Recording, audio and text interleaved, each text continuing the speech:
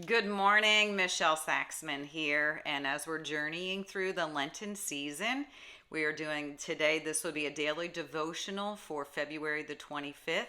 And I'll just say this is going to be food for thought, some things to think about, self exploration, insights, looking inward. And on Wednesday night, myself and my two daughters went to see the Jesus Revolution. So this is really going to be a couple of takeaways and reflection on the Jesus Revolution.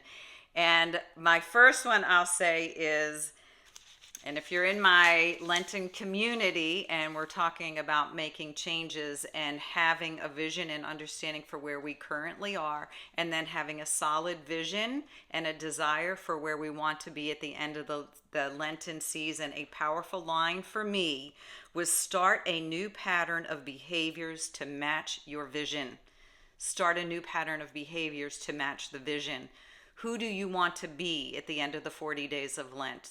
Someone that is more peace, patience, stillness, the fruits of the Spirit. Contemplate the fruits of the Spirit.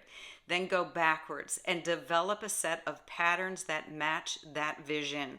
Probably it's going to be do a little less of this and a little more of that, but that is a great takeaway and something to contemplate.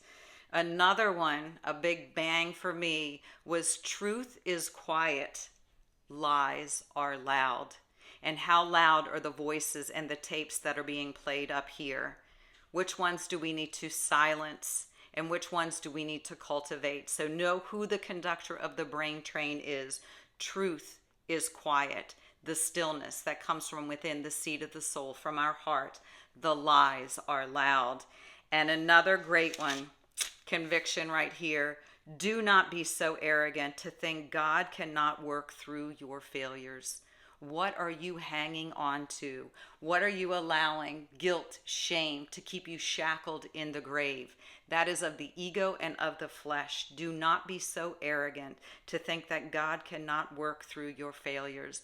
This is about letting go and letting God. So y'all have a beautiful, blessed day. If you've been to the movie, please share your reflections down below. Encourage one another. Speak life. And I'll give you another one.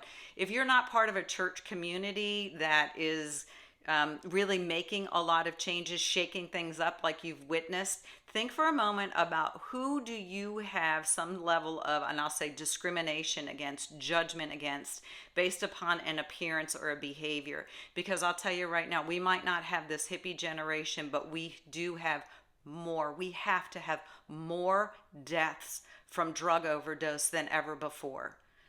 Who do we know that's suffering and struggling? A hand that we could hold, someone we could lift in prayer. Are we having any dispersions, any judgment that is holding us back inside? Because we don't have to be a part of a church. We are the church. We are the hands and the feet of our Savior. You want to change the world, start by changing yourself. So just think for a moment, if there's anyone, anything that you kind of have a judgment against that is holding you back from the true love and peace that we are called to share.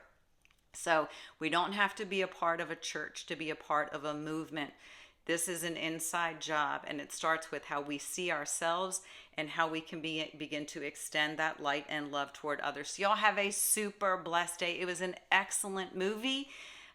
Both of my daughters said that they will go again during this time, and they'll take their spouses and significant others. So let's just be the hands and feet of the church. Think back. How about the lies being loud and the truths being still, quiet, whispering? Cultivating that whisper. Start a new pattern of behaviors to match your vision, and don't be so arrogant to think that God cannot work through your failures. Is your identity in your sin? Is your identity in missing the mark? Or is your identity going to be in who He sees you and calls you to be? Y'all have a super blessed day. Stay connected to the vine, and I will talk to you soon. Bye-bye.